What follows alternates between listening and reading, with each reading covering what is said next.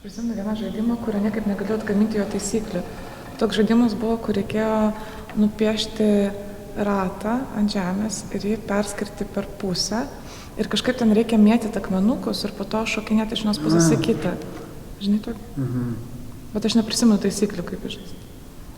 Ten skaičiukai eidavo nuo 1 iki 10 saulutė ten. Taip, ir kažkaip, kad reikia užkariauti ten kitos grupės, tai yra priešas. Tai mes stovim prie Pravieniškių antro kalėjimo sveikatos priežiūros padalinio. Projektas vedami, vyko būtent čia, visi spektakliai buvo rodomi būtent čia. Tai reiškia, kad tu esi šurmuly, bet tu tada, kai užsidedi ausines, tai tu patenki į tą visai kitokios kokybės kelionę, žinai, taip. Vis kažkaip aš jaučiu, kad dabar tai buvo gal net daugiau spaudimo, nes aš tokioj tyloj visiškai esu ir netgi nejauku atsakinėti. Man atrodo, gal pagrindinė idėja būtų dialogas. Tu ateini į kalėjimą ir tu atsisėdi vienas ant vieno su nuteistuoju.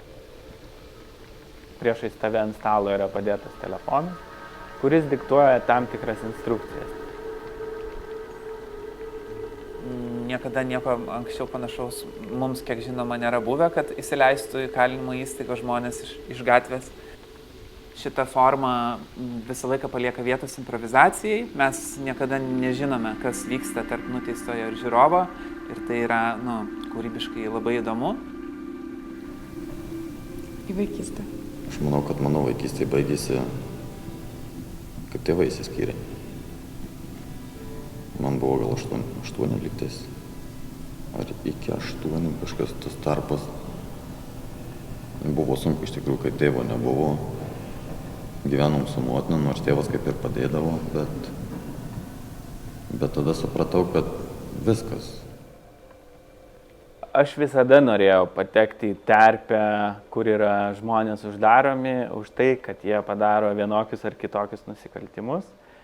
Ir pamatyti tuos žmonės, kokie jie yra, ar jie yra tikrai tokie baisus, kaip mes vaizduojamės, arba kaip žiniasklaida juos vaizduoja. Panašumų ir skirtumų paieška tiesiog tarp žmonių, kurie yra, kaip ir visiškai skirtingose grotų pusėse, ar nelabai tiesioginė prasme, bet to pačiu ir vienas ir kitas yra žmogus su savo silpnybėm ir stiprybėm. Mano būry esantis nuteistieji su ilgom bausmėm ir kalintis jau daugelį metų, 10, 8, tai įsivaizduokit, būdamas žmogus tokioje sistemoje, ar ne, kur tave labai dažnai, nelaiko žmogumi. O čia atsirado šansas, atsiranda žmonės, kur tave nori tiesiog laiko tokiu pačiu žmogumi, kaip tu esi, ir tau padeda kilti.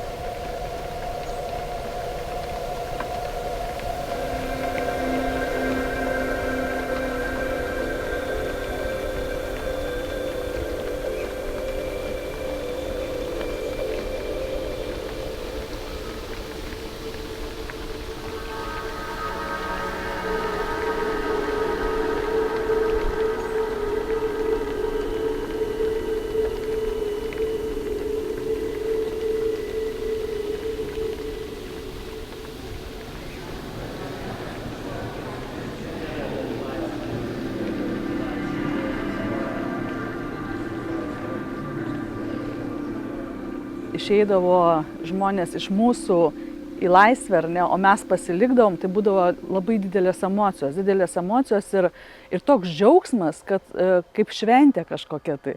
Ir visą laiką laukdavom tų kitų kartų. Tai tikrai poveikis yra ir ypatingai jiems yra labai didžiulis poveikis.